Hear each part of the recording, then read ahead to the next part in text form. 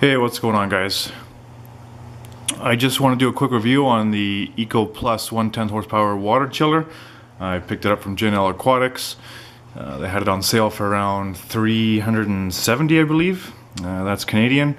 And water chillers are super expensive, so that's a really good deal, which is why I bought it.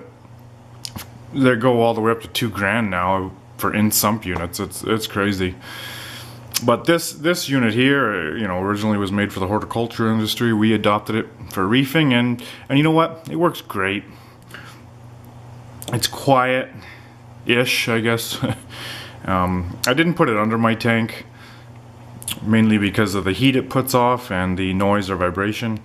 I just didn't want to piss off the fish, so it's awkward being that it's placed in front of an air conditioner that's awkwardly placed on the floor.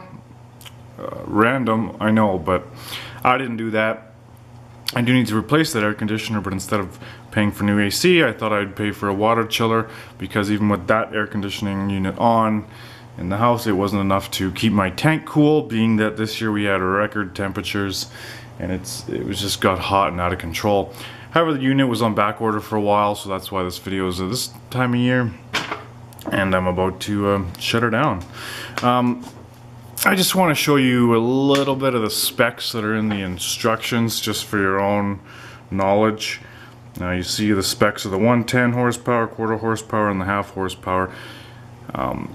Most chillers for this size tank would be a quarter horsepower rated. However, they're huge. The units themselves, this is what it says as far as how long it'll take to reach certain temperatures or drop certain temperatures. And here I just want to point out where you see it says it does a 1 Fahrenheit on and off cycle. However, it's actually a 3 degree Fahrenheit on and off cycle, which if I had an Apex or an aquarium controller, I would adjust that to 2 personally.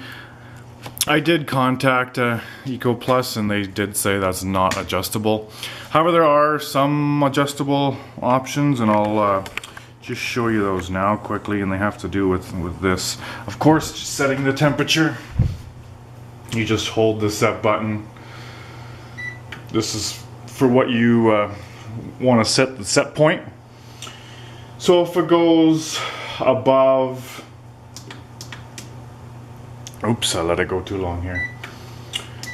76, it'll kick on. You hit set again. Of course, it's only at 75. Even though my other temperature or thermometer say it's actually 78.8. Everything that reads temperature in my aquarium has a different set temperature, which is really frustrating. However, with this unit, you can adjust the actual water temperature by, I believe it's these 2 buttons. You hold them for around 5 seconds, and now you can adjust the actual water temperature up or down 5 degrees. So let's go up 2 degrees, push set. That did absolutely nothing, so let's try that again.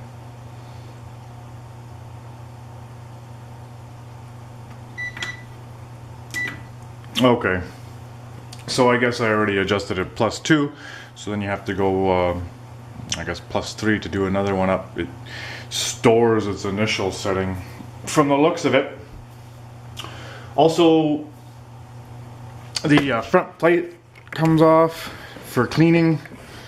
I don't really know how often you need to do that, but there's a screw down here which I've already taken off, but it just has a little mesh, the usual stuff you'd find on an air conditioner unit. You'd want to vacuum that off. That pops right back in, and then the screw goes in here, which, I'll do after. So, as far as hooking up the unit, it's super easy. Let me just get this off the tripod here. The on and off switch is here. And then the in and out. It says right there, in and then out, so you can't really screw that up.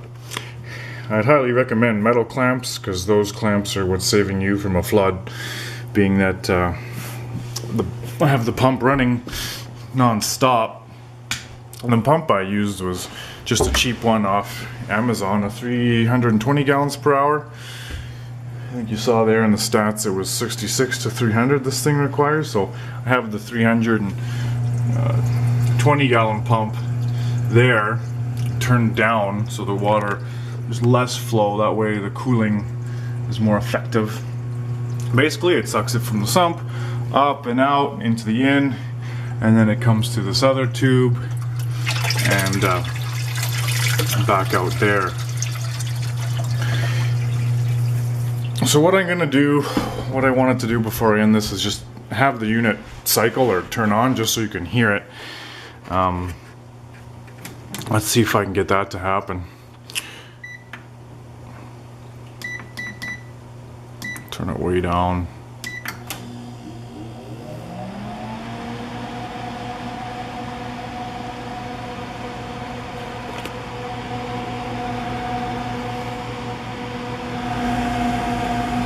Just trying to do this so you can hear it.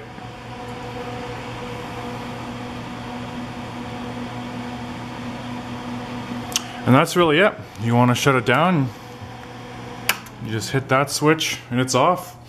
And that'll be the last time it is on this year. Basically going to disconnect the pipes after I turn that pump off. Run some just tap water through it. And then use an air compressor. I just want to get all the water out of there before I store it. However, it's probably not necessary.